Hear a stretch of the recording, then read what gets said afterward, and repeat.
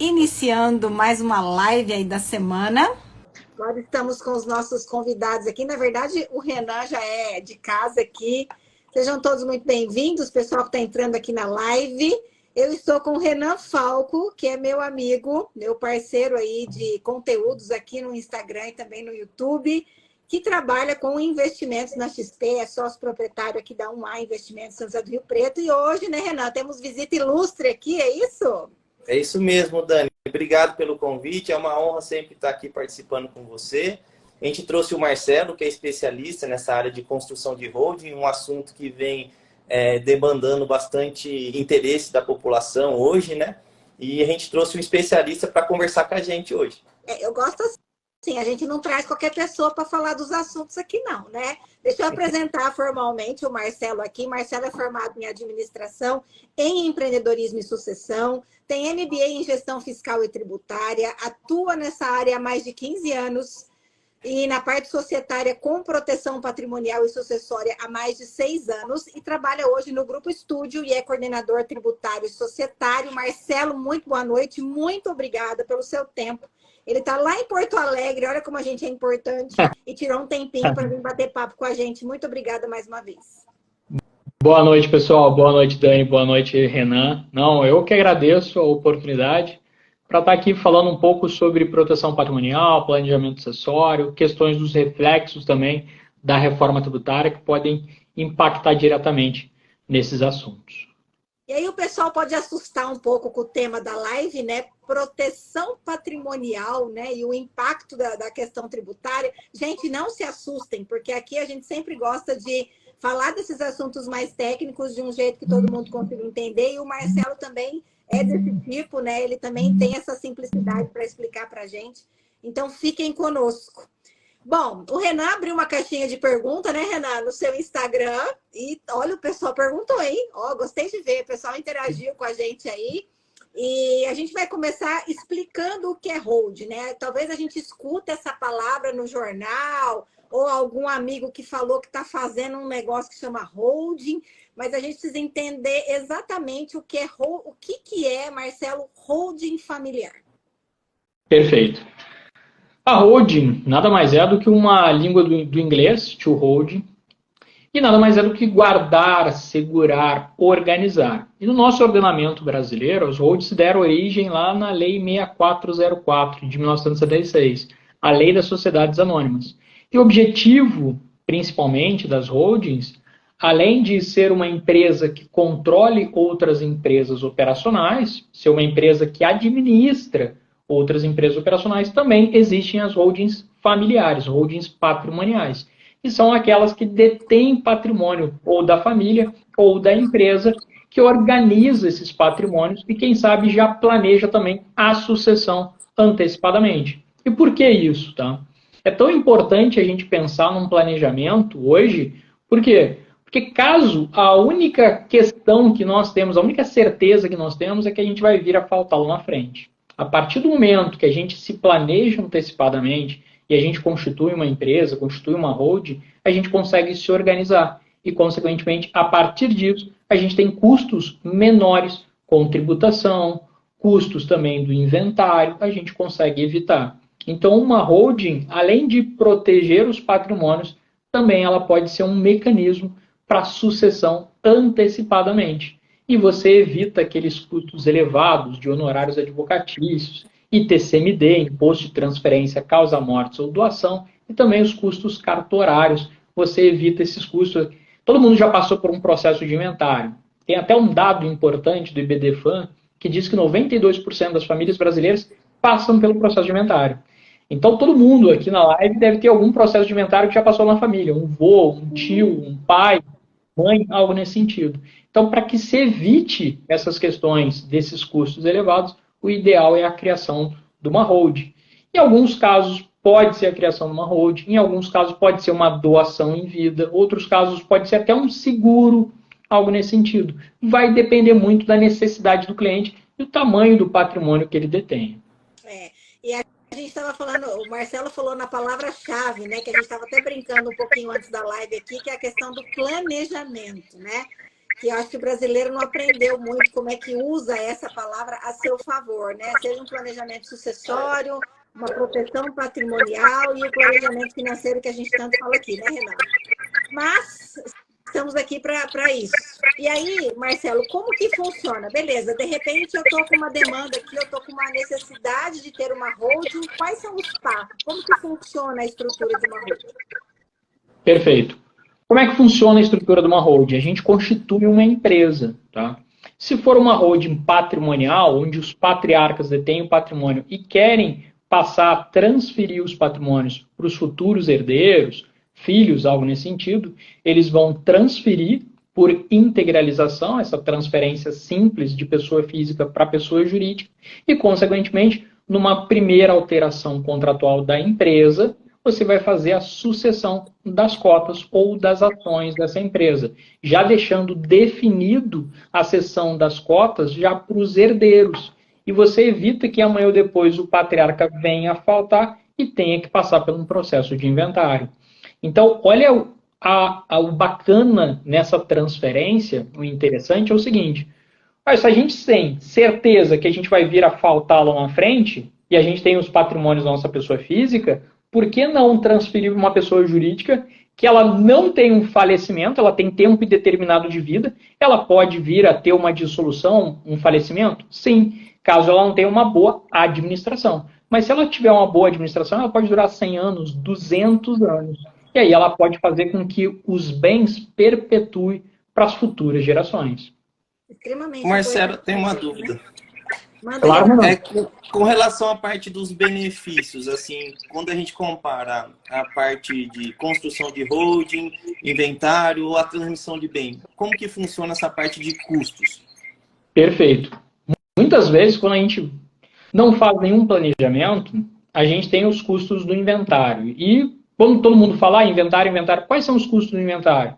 Primeiro, você tem que pagar o ITCMD. O ITCMD é um imposto estadual, que é o imposto de transferência causa mortes ou doação. Então, você paga na causa da morte do ente, ou então quando você doa um bem para um filho, ou você doa um bem para terceiro, algo nesse sentido, você paga essa tributação, o ITCMD. Hoje, dependendo dos estados, ele vai de tributação de 4% até 8%. Hoje, o teto é 8%.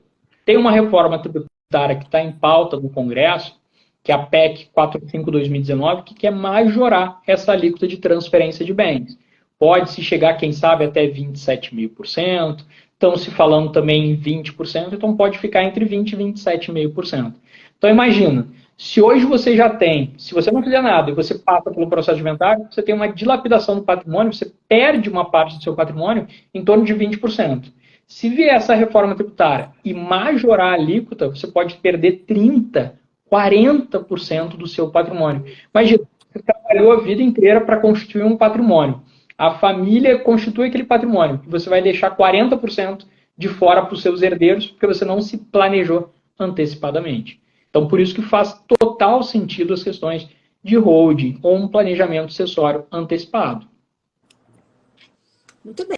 Vamos seguindo, então. E aí, a gente estava até conversando aqui, a minha dúvida é que eu te perguntei um pouco antes, acho que se encaixa aqui nessa pergunta. Quais os tipos mais comuns de ativos que podem ser detidos por uma holding familiar? Boa pergunta. A maioria dos casos, a gente diz que ativos patrimoniais, tá? Imóveis, principalmente, tá? Por quê? Bens móveis, muitas vezes a gente não coloca dentro da holding. Por que não bens móveis? Um carro, uma moto, algo nesse sentido. Se você utiliza aquele carro, aquela moto diariamente, você tem os riscos de sofrer um acidente. E aí, consequentemente, se você sofrer um acidente e você causar um fortuito, um sinistro ou um falecimento de um terceiro, quem vai responder aquela indenização? É os seus patrimônios, porque os seus patrimônios estão dentro da sua empresa. Então, o ideal é o seguinte: você colocar os seus patrimônios imobilizados dentro da empresa, você deter os seus patrimônios financeiros ainda na pessoa física, porque os investimentos ainda são mais baratos na pessoa física do que na pessoa jurídica, e aí, consequentemente, você pode ter um seguro para o seu patrimônio financeiro e você ter a sua holding patrimonial para os seus bens imobilizados. Então, tem essa distinção e você consegue abarcar tudo nesse sentido, tá? Marcelo, tem uma pergunta do Gui. Oi, Gui, tudo bem? Bem-vindo aqui na live. Como que fica a sucessão no caso da holding? Perfeito. A sucessão nada mais é do que a partir do momento que você transferir os bens para dentro da empresa, você vai fazer a sucessão não mais dos patrimônios, você vai fazer a sucessão das cotas ou das ações dessa empresa. E qual é a diferença nesse sentido? Quando você faz sucessão pela pessoa física, para os herdeiros, você vai fazer doação. Toda vez que você faz uma doação, você paga o ITCMD. Então, por exemplo, um pai passa para um filho, doou, ele paga lá, vamos dizer, no estado de São Paulo, 4% de ITCMD. Ele vai passar para a próxima geração mais 4%. E assim você vai ter essas doações rendidas. A partir do momento que você tem uma empresa, você não mais transfere os patrimônios. Você vai transferir as cotas, você vai fazer uma cessão de cotas. E a cessão de cotas pode ser não onerosa ou onerosa. Sendo onerosa, exemplo, um contrato de compra e venda das cotas pode ser feito. Se você fizer um contrato de compra e venda das cotas sem ter um aumento financeiro, sem ter um valor nominal a mais, então, exemplo, vou dar um exemplo fatídico. Eu tenho 100 mil reais em cotas. Se eu vendi as minhas cotas por 100 mil reais, eu não pago ganho de capital. É como se fosse um imóvel. Se eu comprei um imóvel por 100 mil reais, vendi o imóvel por 100 mil reais, não tem ganho de capital. Dá para se fazer a sucessão sem pagar R$1 de carga tributária. Ou então, meus filhos não têm condição financeira de pagar ou comprar as cotas. Dá para fazer uma sucessão através da doação com subrogação. Eu posso doar em dinheiro e eles compram minhas cotas, ou eu faço a doação direta das cotas. E aí, dependendo do estado, alguns estados avaliam a valor de mercado referente àquelas cotas, porque são patrimônios, e alguns estados avaliam como valor venal, valor de fato que é nominal das cotas. Então vai depender muito de caso a caso. Então por isso que eu sempre digo para a maioria dos nossos clientes, vem com a dúvida, a gente vai analisar o teu cenário, analisar as tuas necessidades e aí sim mostrar um projeto, um diagnóstico para dizer, olha, para você o melhor sentido seria isso. Ou nem hold é.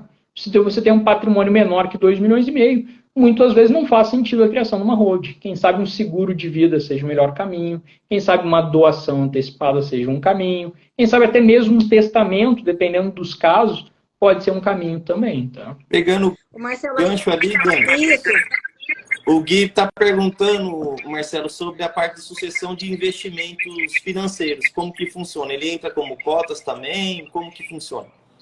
Perfeito. Se você colocar os seus investimentos financeiros por dentro da holding, ele pode entrar como cotas ou ele pode ser uma sucessão antecipada dizendo o seguinte, se você não integralizou, ele não vira cotas sociais.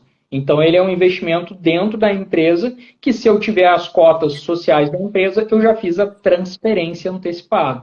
Se ele entrar como cotas, aumentou o capital social da minha empresa, eu tenho que aumentar também a questão da sucessão, porque, consequentemente, vai ter um custo maior. Mas vai depender de caso a caso. E se você permanecer na pessoa física os seus investimentos, o ideal é que você tenha um seguro para, no futuro, caso você tenha esses investimentos, ou você faz um VGBL também que é uma questão de... é quase uma previdência, é vida... long play, como eles dizem, e, consequentemente, você tem uma questão de beneficiário. Em caso de falecimento, o beneficiário recebe e não passa por um processo de inventário, diferente do PGBL, que é previdenciário. Tá?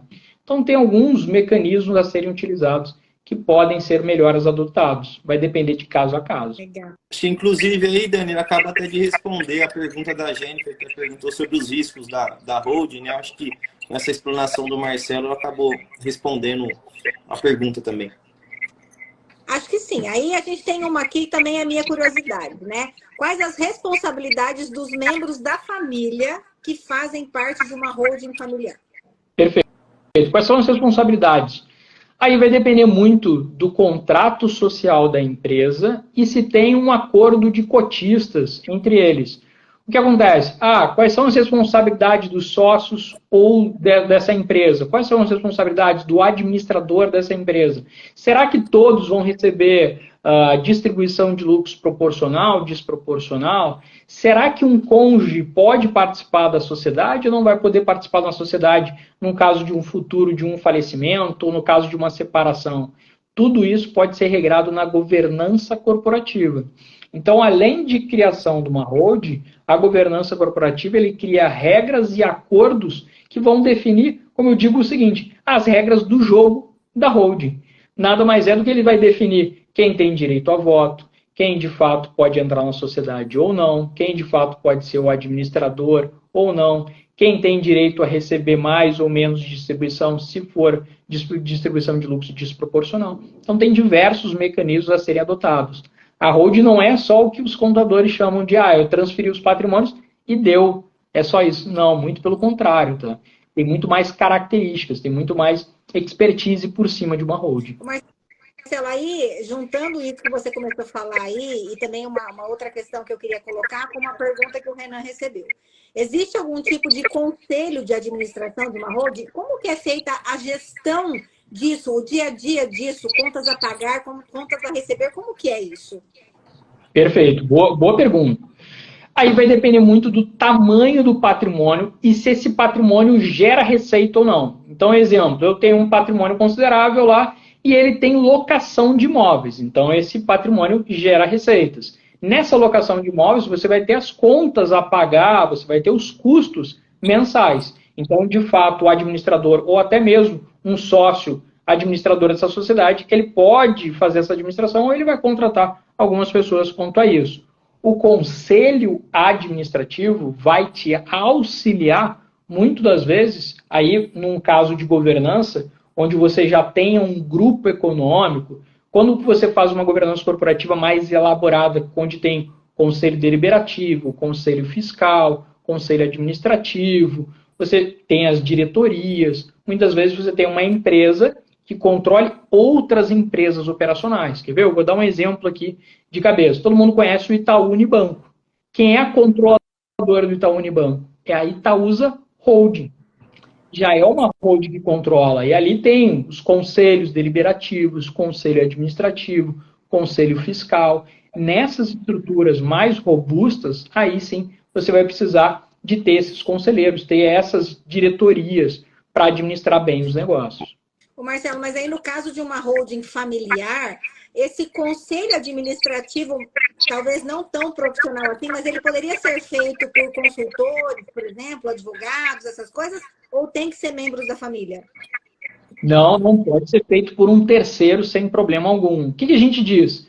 Uma vez ou duas vezes no ano, cria-se aquela reunião ou de família ou reunião do conselho para ter as diretrizes do negócio nos próximos anos. Aí você vai definir as regras do jogo, como a gente tinha falado anteriormente. E essas regras podem ser flexibilizadas.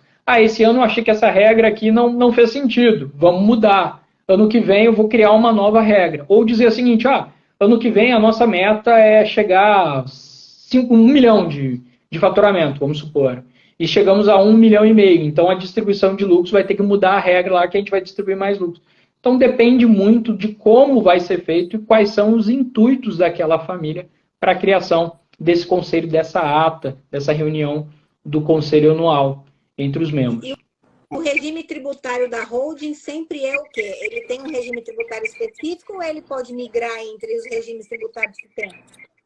Boa pergunta. Ele pode migrar, pode, tá? Mas 90% dos casos pode-se dizer que é um lucro presumido, é uma empresa de lucro presumido. Por quê? Se você fizer a locação de imóveis, você vai ter um custo bem mais baixo do que uma empresa de lucro real. Exemplo, se eu tenho uma locação de imóvel na pessoa física, eu pago até tabela progressiva de imposto de renda 27,5%.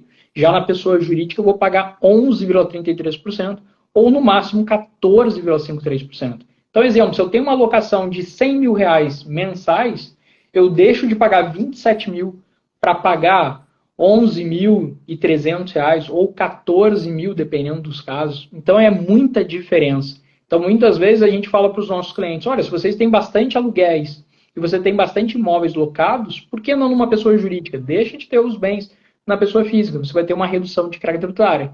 Deixar o dinheiro para o governo e, consequentemente, ter mais dinheiro no seu bolso. Esse é o melhor caminho. Eu recebi uma pergunta aqui, Dani.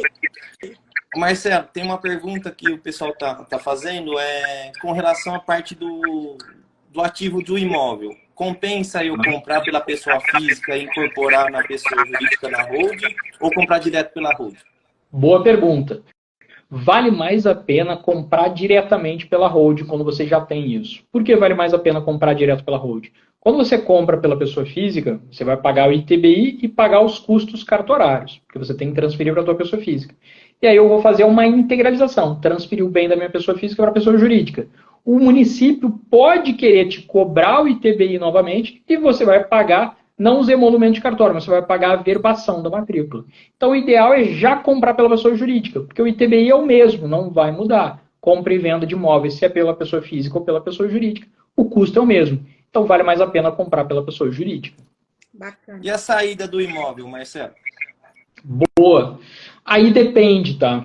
Depende por quê? Se eu tenho um KNAI, que nada mais é atividade econômica de compra e venda de imóveis, eu vou pagar uma média de 6,73% de carga tributária. Então, vou dar um exemplo aqui. Se eu tenho um imóvel de 100 mil reais na minha pessoa física, integralizei dentro da holding por 100 mil reais e vendi esse imóvel por 1 milhão, eu vou pagar aproximadamente 67 mil de carga tributária. Se eu vendesse esse mesmo bem pela minha pessoa física, eu ia pagar ganho de capital. Ganho de capital varia de 15% a 22,5%. Então, se eu vender um bem pela minha pessoa física de 100 mil reais, tal, que eu adquiri e vendi por 1 milhão, eu vou ter uma carga tributária de 135 mil reais. 15% em cima da diferença dos 900 mil. Então, na holding, eu tive economia. E isso, muitas vezes, a gente, na hora que a gente vai perguntar para o cliente dizer, Marcelo, meu objetivo é vender um bem, meu objetivo é colocar os bens e permanecer para as futuras gerações, vai depender muito do que ele quer fazer com aqueles bens. Se ele quiser vender, a gente vai fazer esse comparativo entre pessoa física e pessoa jurídica. Se ele não quiser vender, quiser manter os patrimônios para as futuras gerações, o ideal é ter os patrimônios na pessoa jurídica. Bastante benefício, hein? Tem. O Renan, você lê o questionamento do Gui aí? Gui, ele está perguntando, Marcelo, sobre a parte se a empresa ela pode ser executada, se a holding, em caso de nome dos sócios, tiver penhora de imóveis, essas coisas. Se pode ter penhora de imóveis ou móveis, né? Boa pergunta, tá? Muitas vezes, os imóveis a gente coloca em garantia. Vou fazer um financiamento, vou fazer uma coisa, coloco bem em garantia, tá? Esse bem em garantia, consequentemente, se o bem estiver dentro da holding, pode haver penhora desse bem. Então, muitas vezes, os clientes nos perguntam assim, Marcelo, eu tenho um bem na minha pessoa física, só que esse bem está em financiamento, está em garantia de algum outro passivo. O que eu posso fazer nesse sentido? Primeira coisa que eu sempre falo para os clientes, analisa qual é o teu investimento, o teu financiamento. Liga para o teu gerente de conta e pergunta se ele dá anuência para transferir esse bem da pessoa física para a pessoa jurídica e se não vai ter custos a mais nessa transferência. Por quê? Porque muitas vezes, quando eu tenho um financiamento imobiliário na pessoa física como habitacional, vale mais a pena permanecer na pessoa física e quitar pela pessoa física. Porque se eu transferir para dentro da holding, eles vão pedir que eu quite esse bem antecipadamente. E aí o banco não dá anuência e as taxas de juros de pessoa física é mais barato que na pessoa jurídica, tá? Então tem que analisar qual é o tipo de financiamento que você tenha. Bacana. E aí, vamos seguir aqui com as perguntas. A gente já falou um pouquinho de inventário, né? Mas você quer frisar bem a diferença entre holding e inventário, Marcelo? Perfeito. Pessoal, como eu tinha falado anteriormente, uma questão importante da holding é que sempre todo mundo fala aí, você vai ver muitos na internet falando, a holding evita 100% as questões de inventário, quando você planeja antecipadamente e você, consequentemente, já faz a transferência das cotas ou das ações para os futuros sucessores. E muitas vezes você vê os patriarcas como administradores não sócios ou até mesmo usufrutuário das cotas. E aí você já planejou a sucessão. Ou então, quando você passa por um processo de inventário na pessoa física, quais são os custos? É 20% do seu patrimônio, aproximadamente, tá? Não é uma regra absoluta. Tem alguns casos que pode chegar a 30%, tem alguns casos que pode ser bem menos que isso. Mas a maioria dos casos é de 8% a 10% de honorários advocatícios, de 4% a 8% de TCMD e de 2% a 4% de custos cartorários. Então, é mais ou menos isso quanto custa o inventário. Se eu transferir esses bens para dentro da pessoa jurídica e já fazer a sucessão antecipada através das cotas ou das ações, olha só, eu evitei esse custo do inventário. Então, por isso que ele é tão importante as questões da hold. Além de proteger os patrimônios, pode-se evitar o custo do inventário. Ô Marcelo, você falou dessa PEC aí que está querendo aumentar a cobrança dos impostos. Você acredita que isso vai passar? Boa. Olha, isso me pegou bastante, tá? Eu não acreditava que uma reforma tributária entraria em vigor, tá? Por que eu digo isso? Porque eu já trabalho há 15 anos nas questões tributárias. E você já vê escutando sobre reforma tributária há anos. Ah, vai vir uma reforma tributária. Aí começa na Câmara, não passa. E nesse caso interessante, foi o seguinte, olha só como uma articulação hoje partidária é tão importante, tá? Claro, eu não vou levar em questão das emendas parlamentares, mas um ponto importante é o seguinte, hoje teve votação na Câmara com 382 votos favoráveis a essa reforma tributária. Se a gente tem 513 deputados federais, que 382 deram um parecer favorável, agora, no Senado, que só tem 81 senadores, por que não ser aprovada? Entendeu? Então, essa votação expressiva que chamou a atenção de nós, tributaristas principalmente, porque, olha, eu não imaginava que poderia passar. A partir do momento que passou com uma elevação de votos, acredito eu que vai passar essa reforma tributária. Ah, Marcelo, vai passar do jeito que o texto veio da Câmara? Difícil, tá? Hoje já tem mais de 230 emendas no Senado, na Comissão de Constituição e Justiça. Então já tem 230 alterações ao texto. O que acontece? Essas alterações do texto, sendo votadas no Senado, e teve qualquer alteração ao texto da Câmara, volta para a Câmara. E a Câmara tem que aprovar essas alterações. Se a Câmara aprovar essas alterações, vai ser sancionada pelo presidente. Então, eu acredito que isso tem um prazo, Marcelo, para entrar em vigor, alguma coisa nesse sentido, na tua cabeça? Boa pergunta. Muitas das vezes tem dois prazos principais que a gente tem que levar em consideração, tá? Sempre é de um ano para o outro e leva em consideração a nonagesimal. Nonagesimal, 90 dias antes, tem que ser aprovada para entrar em vigor. Então, consequentemente, se, pelo que estão falando, em novembro seja aprovado pelo Senado, e dependendo do texto, do teor do texto, que pode ser aprovado com alterações, vai voltar para a Câmara. Acredito eu que lá por dezembro a Câmara aprova. Sempre fiquem espertos, depois do dia 25 de dezembro, em todos os anos, sempre tem alguma mudança de legislação que é aprovada em bate-pronto, como a gente chama, na parte tributária. Então, isso pode acontecer. Teve anos anteriores, dia 27 de dezembro, foi aprovada uma mudança tributária que teve impacto já em janeiro. Então, sempre é bom estar ligado. Às vezes o pessoal volta de férias quando vê, pô, mas mudou tanta coisa em poucos dias, em uma semana. Às vezes acontece. Isso é Brasil. Então, consequentemente, a gente tem uma média de 37 novas legislações diariamente, municipal, federal e estadual. Então, por que não ter uma legislação mudando assim de uma semana para outra, ainda mais final do ano? Isso acontece bastante. Até porque o governo também está desesperado por arrecadação, né? Então, se isso for um caminho aí para ele cobrir o rombo fiscal que temos, provavelmente o caminho será a aprovação mesmo, né? Perfeito, Dani. Por que a gente fala muito sobre esse rombo, né? Eles falaram primeiramente, qual é o objetivo? É arcar com esse rombo. Já está prevenido, já está prevendo, né, que até o final do ano tenha 150 bilhões de rombo esse ano. Ano que vem, eles disseram que eles querem zerar esse rombo. Para zerar esse rombo, alguém tem que pagar essa conta. Alguém vai ter que fazer a vaquinha aí para pagar esse rombo de 50 milhões aí. Fala, Renato, você ia falar.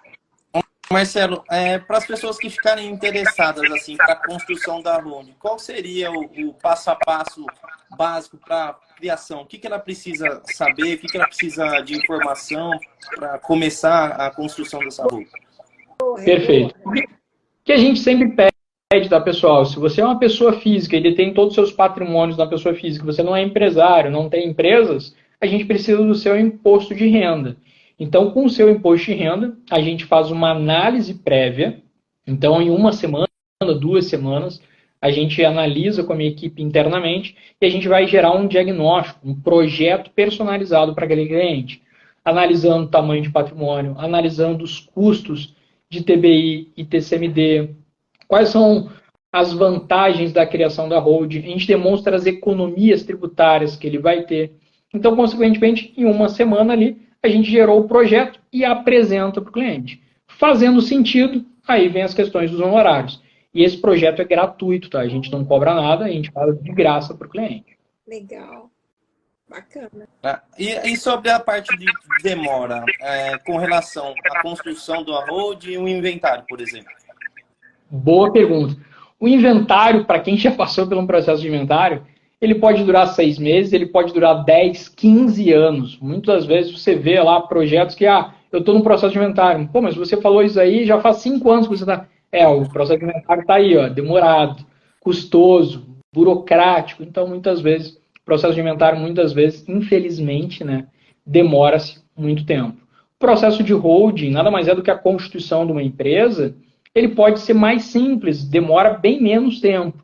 Um projeto mais elaborado de um cliente pode levar, quem sabe, 1 ano a criação da holding, organização dos regramentos, cessão de cotas, quem sabe o pleito da imunidade do TBI junto às prefeituras.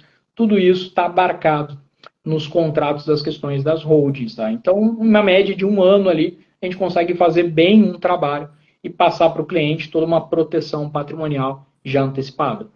Ô Marcelo, e aí, dentro do seu trabalho, né, após a criação da holding, você dá um acompanhamento para essa holding? Você monitora o que está acontecendo ali?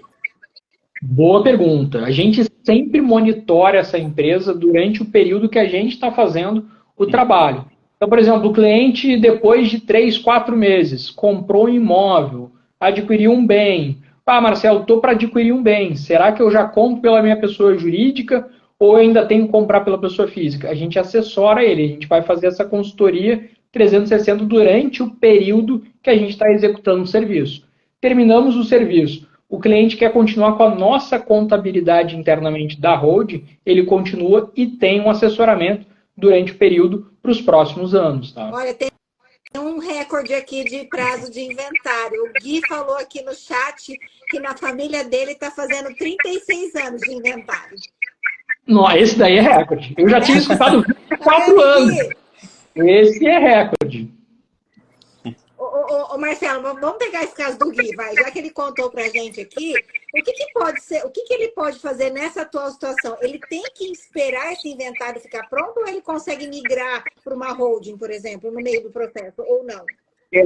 Infelizmente, muitas vezes, existem as questões de cessão dos direitos hereditários, tá? Só que muitas vezes questões de cessão de direitos hereditários tem que ver como é interpretado. No caso dele, acredito eu, por estar tanto tempo, 36 anos, deve ser algo judicial, não é mais extrajudicial. Então, deve ser alguns conflitos de família que não chegaram a uns acordos e aí sim está levando tanto tempo, tá? Então, consequentemente, no caso dele, o ideal é terminar o inventário, receber os patrimônios na pessoa física, cria-se a holding e evita esses 36 anos posteriormente num inventário seu, tá? Aí a gente consegue deixar planejado. Isso mesmo, para futuras gerações. Até a gente tem uma pergunta aqui, né? Como que uma holding pode contribuir para a preservação da riqueza ao longo das gerações? É justamente isso, né? Essa questão das taxas, da carga tributária que incide, e aí o Gui confirmou, realmente é judicial. Mas como é que a gente previne as próximas gerações de não ter esse transtorno, né? E esse prejuízo? Perfeito. O que a gente faz muitas vezes, tá? Então, a partir do momento que a gente consegue transferir os bens para dentro da empresa e a gente já deixa organizado as questões da sucessão das cotas para os herdeiros, a gente evitou um transtorno futuro com o inventário. Então, o patriarca já deixou as cotas para os filhos e caso o patriarca venha a faltar, por ele não ter mais cotas na pessoa física dele, a sucessão já foi antecipadamente na cessão dos direitos. E aí que tá. O que ele vai passar do inventário? O que ele tiver ainda na pessoa física dele. Muitas vezes investimentos, algo nesse sentido. Por isso que a gente sempre diz o seguinte, para bens imobilizados, imóveis, a hold. Para bens financeiros, quem sabe faça um seguro para prevenir e já ter os custos do ITCMD amanhã ou depois. Você sabe que a gente estava conversando aí, pegando um pouquinho do que a gente estava conversando antes da live, né, sobre essa questão de veículos e de qual que é o mínimo de patrimônio que uma empresa precisa ter, ou uma pessoa física precisa ter para constituir uma holding. Vale a gente fazer o alerta, né, Marcelo? Porque às vezes, assim, até porque o assunto acaba ficando meio em moda, assim, né? Todo mundo fica meio entendido no assunto, né? E aí sai montando holding à torta e à direita com uma criatura que tem um carrinho, um terreninho, né? Então, fica um alerta aí para o pessoal, já que o Marcelo tem essa orientação gratuita, né? Pelo menos inicialmente, aí para dar um direcionamento para as pessoas, consultar um profissional adequado, um profissional especialista, né? O Marcelo está na área há 15 anos, é especialista nessa questão tributária e em holding especificamente. Então, talvez não confiar apenas na opinião de um escritório de contabilidade, que talvez acha que até está dando a orientação correta, mas pode estar causando um prejuízo financeiro aí para a empresa sem necessidade, né? Não, perfeito. Muitas vezes o que acontece foi o que você muito falou. Como está muito em voga a questão de holding, o escritório de contabilidade pode chegar e falar, não, eu faço aqui internamente. E aí, muitas vezes, ele faz a questão de uma empresa patrimonial com os patrimônios, mas não pleiteou a imunidade de TBI, não fez a cessão dos direitos hereditários, as questões das cotas ou das ações, não preveniu a questão de governança dos regramentos para as futuras gerações, ele só constituiu uma empresa. E muitas das vezes o pior, tá? Nesse caso específico, se o cara tem só um carro e um terreno, me desculpa, mas isso daí é picaretagem. Não adianta tu ter um patrimônio muito baixo e tu achar que a hold vai ser o melhor caminho para você. Ou quem sabe uma doação em vida. Ah, mas Marcelo, se eu doar eu vou perder meus patrimônios. Não, existe a doação com reversibilidade. O que é isso? O patriarca pode doar para o filho o patrimônio e caso o filho venha a faltar antes do pai, reverte para ele, volta para ele aqueles patrimônios. Então depende muito, por isso que eu digo, um especialista vai te dar a melhor orientação. Então, nesse caso, não é uma hold o que ele necessita. Quem sabe uma doação antecipada com reserva, de fato, em reversibilidade, uma cláusula de reversibilidade, seja o melhor caminho. Então, isso é muito interessante, tá? Então, todo mundo faz hold, tá todo mundo em voga. Só que, cara, esse cara vai te cobrar um valor, sendo que você não precisava desse tipo de serviço. Aí é complicado. A gente consegue ver... Pode falar, Débora. É só comentar aqui que o Gui colocou mais uma questão aqui. No caso de haver um herdeiro extraconjugal descoberto depois do falecimento. Um herdeiro extraconjugal depois do falecimento. Interessante. Isso acontece bastante, tá, pessoal? Isso é mais comum do que a gente imagina. É o que a gente fala. É raro, mas acontece frequentemente. O que acontece? Tem que ver se de fato ele já tem um teste de DNA, se ele de fato é da família, e caso ele tenha o teste, caso ele seja filho nesse momento, ele tem direito a entrar na sociedade, tá? Ou ele tem direito a receber um valor considerável. Exemplo que a gente sempre fala para a maioria dos clientes. Olha, ok, você criou a sua hold com aqueles filhos, só que quem sabe você deixa um patrimônio específico na sua pessoa física, faz um testamento onde os outros herdeiros dê anuência e aí sim fica específico para esse filho. O quinhão dele tem que ser respeitado. Então tem isso acontece bastante, tá, pessoal? Então, em caso de divórcio, Marcelo? Em caso de divórcio, boa pergunta. São casos de família aqui na live, viu, gente? Entendemos que agora são casos de família.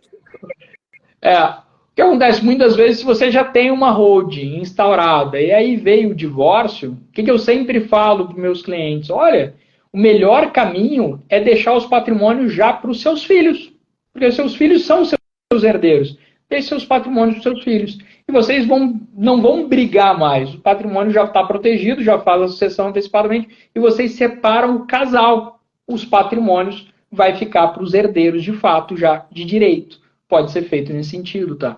Já tive clientes que a gente houve separação e aí a gente já fez antecipadamente a sucessão e eles só se separaram no papel, mas os patrimônios já estavam organizados para os futuros herdeiros. Aí você estava explicando, Marcelo, a questão do regime de casamento, né? Que ele só é válido para a questão da separação, mas não é válido para a questão de morte, né? Explica isso para a gente. Então, bom, pessoal, a gente tem praticamente alguns regimes. Hoje em dia tem vários regimes. Recentemente, em São Paulo, tem até contrato para namoro, que hoje em dia é tão comum as questões de união estável, então já teve até um contrato em São Paulo, um contrato de namoro. Mas vamos lá, os 3 regimes principais, tá, pessoal? Comunhão universal de bens, na qual onde tudo que você detém, a outra pessoa é sócia de vida, como eu gosto de chamar, ela é sócia da tua vida, independente do passado ou do futuro, ela é sócia da tua vida. Tem as questões da comunhão parcial de bens, tudo aquilo que você vier adquirir dali para frente, e tem a separação total de bens, que muitas vezes você faz um pacto antinupcial para dizer o que é de cada um. Só que isso serve só na questão de separação, pessoal. Por isso que já diz, é regime de separação de bens, ou regime de comunhão de bens. A partir do momento que você venha a faltar, mesmo que você tenha separação total de bens, vamos lá, você tem a separação total de bens, e você só tem um filho, aquela sua cônjuge, ela entra como se fosse metade herdeira, tá? Ela entra como quinhão. Entra o seu filho e ela. Ah, tenho 2 filhos, beleza. Ela entra com 1/3 da parte, ela divide.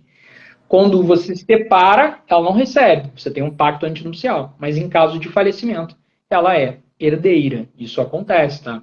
Então tem muita gente achando, eu tenho um regime de separação total, ela não entra, minha cônjuge não entra. Depende, se você vier a faltar, ela recebe um quinhão referente ao seu patrimônio. Não adianta escapar, viu, gente? Vocês ficam querendo escapar de dividir os bens, aí morre, aí não escapa. Renan, tem mais alguma pergunta aí com você? Não, já foram todas, Dani. Pessoal, tem mais alguma dúvida aqui no chat para trazer para o Marcelo? A gente está encaminhando já para o final da live, que olha, põe conteúdo nessa live aqui. Vai ficar salvo no perfil para quem está perguntando aqui.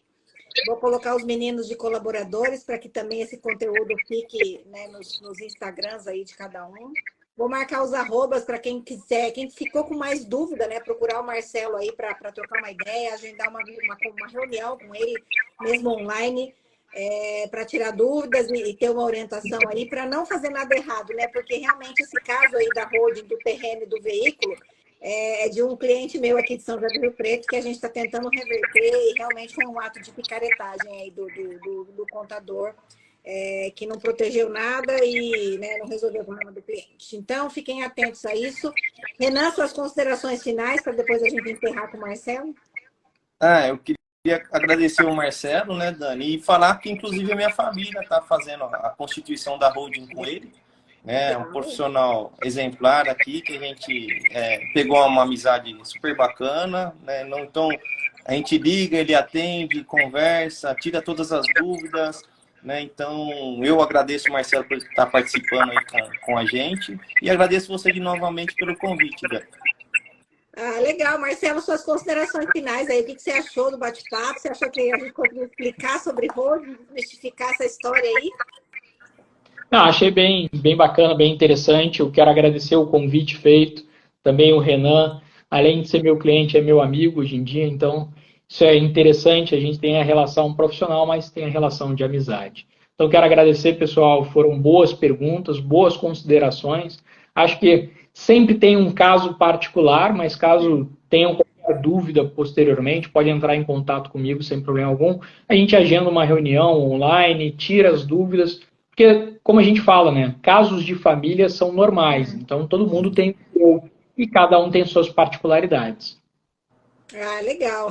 Renan, muito obrigada, né, pelo convite, por ter trazido o Marcelo com você aí para esse bate-papo. Marcelo, mais uma vez, muito obrigada, foi sensacional. Assim, foi do jeito que a gente gosta aqui, né? Do jeito simples e descomplicado mesmo, para todo mundo entender. E eu acho que você tem que visitar a gente aqui em São José do Rio Preto agora. Já que o Renan é seu cliente, você vai ter um monte de cliente depois dessa live, aí o pessoal vai te procurar. Eu eu acho que você deve uma visita para a gente aqui, para a gente se conhecer pessoalmente. Você não acha, Renan? Com certeza. Já está feita a visita aí, Marcela, o Tá convite. feito o convite, viu, Marcelo? Vamos combinar aqui. Perfeito. Obrigado, hein, pessoal. Vamos combinar essa visita O sim. Gui também gostou, foi excelente. Parabéns a todos pela iniciativa. Valeu, Gui. Sua participação foi fundamental aqui para os exemplos da nossa live, viu? Obrigada, abraço para você aí, gente. Boa noite. A live vai ficar salva, então, como eu falei. Mais uma vez, muito obrigada por todo mundo que passou por aqui. Obrigado, pessoal. Boa noite. Tchau.